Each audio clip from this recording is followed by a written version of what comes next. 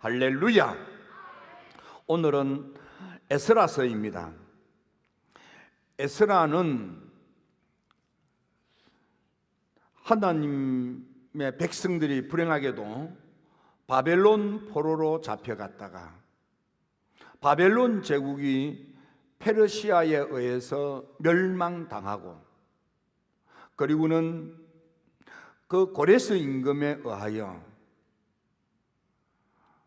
바벨론 제국 때에 강제 이주를 당하고 문화 말살 정책에 의하여 고통을 받던 그런 포로들이 이제 자기 고향으로 돌아갈 수 있도록 자유를 주며 문화와 종교, 언어 등등 모든 그 말살 정책을 버리고 용인하고 다양성을 수용하는, 그리고 장려하는 정책으로 바뀌어지게 된 것입니다.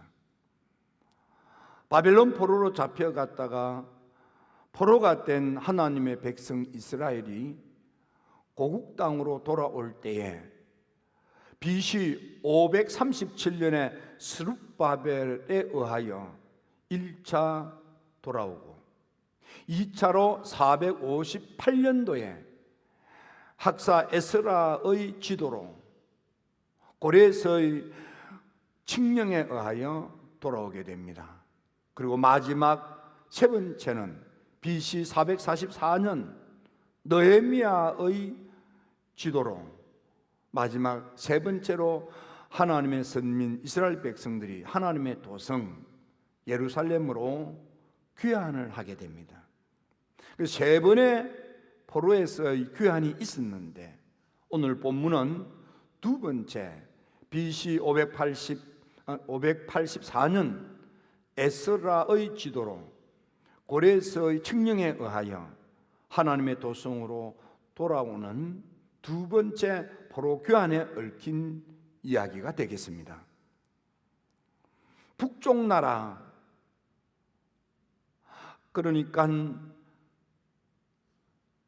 사울 임금, 다윗 임금, 솔로몬까지 통일 왕국이었던 이스라엘이 솔로몬이 죽고 그 아들 르호보암에 의하여 나라가 두동강이 나서 북쪽 이스라엘은 여로보암이, 남쪽 유다는 르호보암이 남북으로 나누어져서 그래서 분열 왕국 시대가 된 것입니다. 북쪽 여로보암에 의하여 세워진 10지파로 구성된 그런 이스라엘은 BC 722년에 그 악랄한 아수르에 의하여 멸망을 당하고 강제 이주를 당하게 됐습니다. 그로부터 135년 후, 그러니까 BC 586년에 남아있던 남쪽 나라 유다도 정신을 차리지 못하고 바벨론 제국에 의하여 멸망을 당하고 포로로 끌려가게 된 것입니다. 성경에 보면, 특히 예레미야서에 보면은 바벨론으로 포로로 끌려가서 70년 차면은 너희가 그 포로에서 돌아오게 될 거다, 이렇게 예언되어져 있습니다. 여기에 나오는 바벨론 포로로 잡혀가서 70년이 되면 돌아온다는 말의 참된 뜻은 단순히 예루살렘에 있던 유다 백성들이 바벨론으로 포로로 끌려갔다가 포로 생활 70년을 채우고 그리고 귀환을 했다는 뜻이 아니고, 하나님의 성전이 바벨론 제국에 의해서 파괴된 때로부터 그들이 포로로 끌려갔다가 돌아와서 하나님의 성전을 재건하는 때까지가, 성전 파괴와 성전 재건 거기까지가 70년이다, 그런 뜻이 되겠습니다.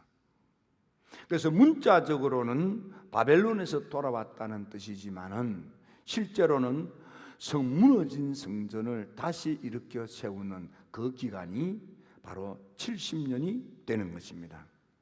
에스라는 아론의 16대 손이고 그는 학자이며 제사장이었습니다. 매우 뛰어난 실력이 있는 제사장인 것입니다. 고레스가 임금이 되고 난 뒤에 바벨론은 말살 정책에 의하여 포로로 잡혀간 사람들이 강제 이주당하여 강압 정책으로 문화 통일을 이루기 위해서 종교라 또 언어나 문화 관습들을 바꿔야 했지만 고레스가 등극한 후에 관용 정책을 펼쳐서 고향으로 귀국하게 하고 종교적 자유를 주며 민족의 자율성, 민족의 문화를 이렇게 지원을 하는 그런 정책으로 바뀐 것입니다. 이때에 고레스가 그날따라서 잠이 오지 않아 뒤척이다가 서고에 있는 책을 가져와서 읽게 됩니다. 성경에 보면 고레스는 잠이 오지 않는 것도 하나님의 감동이었습니다. 그리고 서고에 있는 책을 읽기로 마음먹은 것도 하나님의 감동이었습니다. 그리고 그 책을 읽으면서 특히 그때 읽었던 책은 그가 태어나기 200년 전에 예언서로 기록된 이사야의 예언서였습니다. 그 책을 읽는데 이사야서 44장 45장에 깜짝 놀라운 것은 자기 이름 석자가 명백하게 거기에 기록되면서 하나님께서 고레스를 일으켜 세워 제국의 왕이 되게 한대요. 그리고 이 사람은 나의 뜻을 이룰 사람이래. 하나님의 성전을 중건하고 재건할 사람이라고 하나님이 그렇게 이사야의 입을 통해서 태어나기도 200년 전에 일반 세계 역사에서는 키루스 임금으로 그렇게 합니다. 미국 사람들은 사이러스라고 한국 사람은 고레스라고 합니다. 여러분, 우리 요한 웨슬리 목사님은 이 고레스를 통해서 굉장히 감동을 받았습니다. 그래서 웨슬리 목사님은 나는 어떤 사람이 되면 좋을까를 생각했던 모양입니다. 그래서 그는 스스로 나는 고레스 같은 사람이 되고 싶다 해서 자기 별명으로, 별호로, 다른 이름으로 자기 이름을 고레스라고 하는 거예요. 심지어는 편지를 쓰면서 편지 말미에 서명을 할 때 누구 드림, 안성철 드림 이렇게 할 때에도 웨슬리, 자기 장로 웨슬리 이렇게 쓰질 않고, 웨슬리 목사님의 우리 현대 문화는 목사님 이러지만은 본래 명칭은 장로입니다. 장로 웨슬리 이렇게 쓰질 않고, 다른 데는 그렇게 쓰기도 했지만 어떤 편지는 나 고레스 그렇게 쓴 거예요.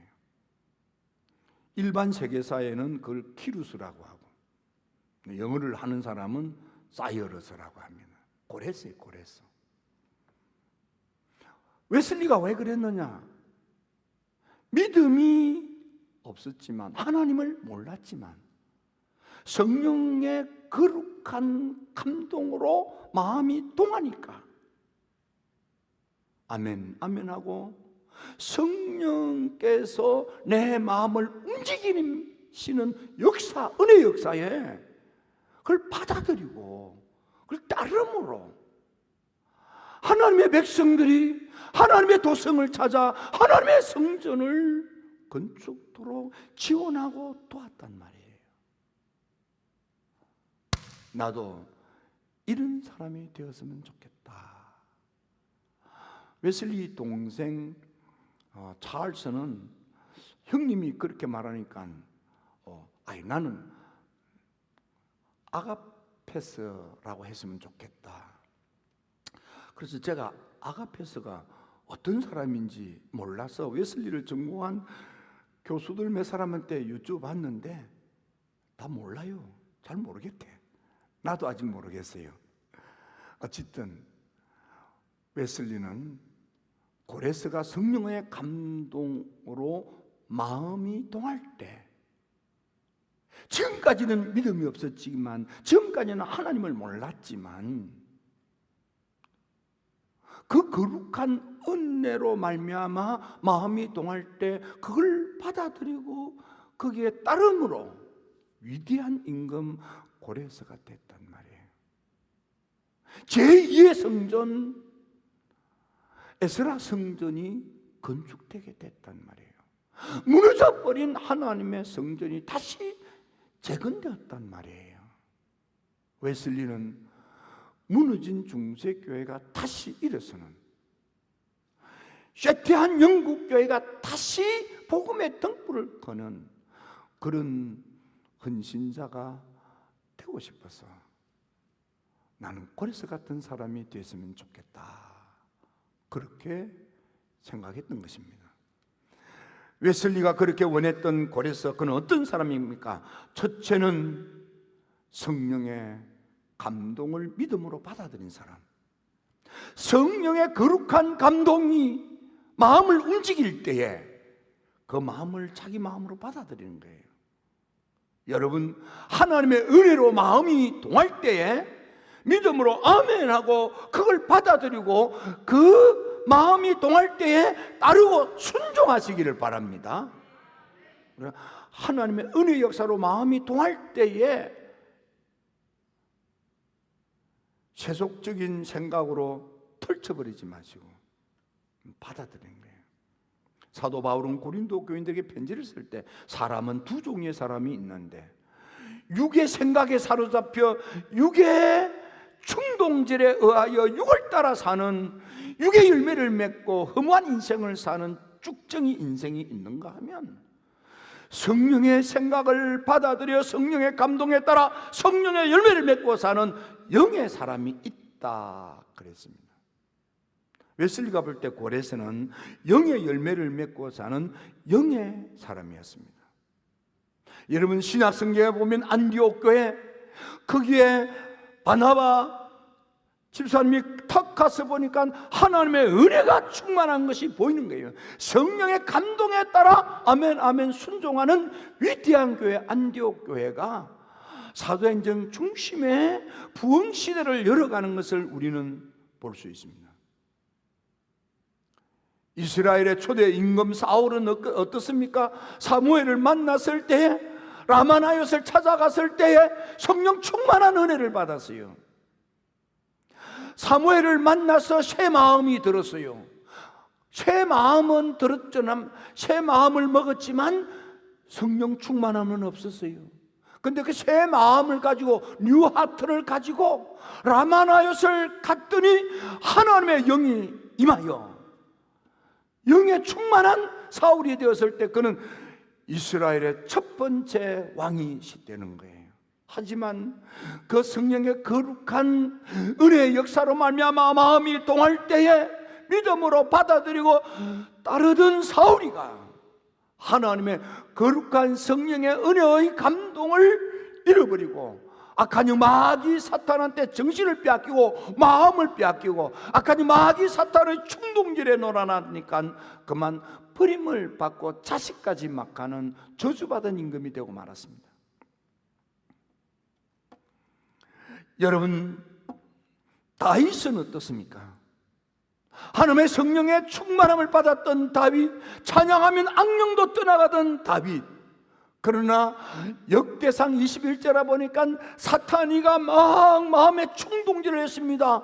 아차하는 순간에 성령이 충만했던 다윗도 악한 영 마귀 사탄의 충동질에 놀아나서 죄를 짓고 자기 죄로 말미암아 백성들이 벌을 받고, 여러분, 하지만 다윗은 내가 한순간에 생각을 잘못했구나, 마음을 잘못 먹었구나, 내가 마귀 충동에 놀아났구나 하고 무릎을 꿇고 눈물을 흘리며 침상인 눈물에 뜨도록까지, 베개가 눈물에 젖도록까지 회개하며 기도하여 다시 성령에 충만한 사람이 되므로 위대한 왕이 된 겁니다. 힐답의 성도 여러분, 지금 여러분의 상태가 영의 충만한 상태입니까? 은혜를 받았으나 지금은 나도 모르게 그냥 아차하는 순간에 마귀의 충동질에 분노의 감정이 여러분들을 지금 업습하고 있습니까? 성령의 사람이 되십시오. 성령의 은혜 역사로 말미암아 마음이 동할 때 아멘하고 순종하고 따르시기를 바랍니다. 두 번째로, 웨슬리가 그렇게 닮고 싶어 했던 고레스, 그는 말씀의 사람이었습니다.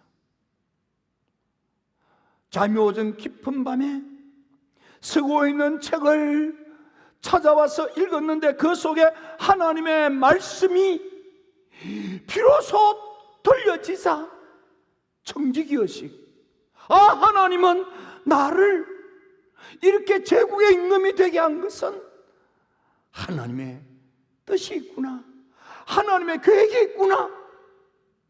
그는 하나님 원하시는 계획과 목적을 이루어드리기 위하여 말씀에 의하여 결단한 거예요. 초대 교부요 역사학자인 요세푸스는 이 고레스에 대하여, 고레스는 우연히 이사야의 글을 읽던 중에 자신이 태어나기도 전에 200년 전에 예언된 사실을 발견하고 하나님 그 말씀에 따라서 헌신하게 된 위대한 왕이 되었다, 이렇게 정리합니다.